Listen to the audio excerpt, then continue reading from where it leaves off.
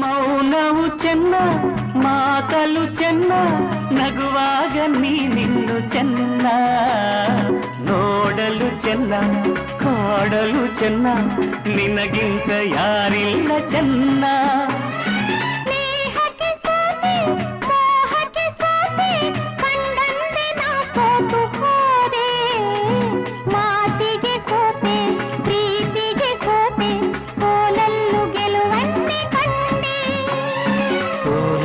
ಗೆಲುವನ್ನೇ ಕಂಡೆ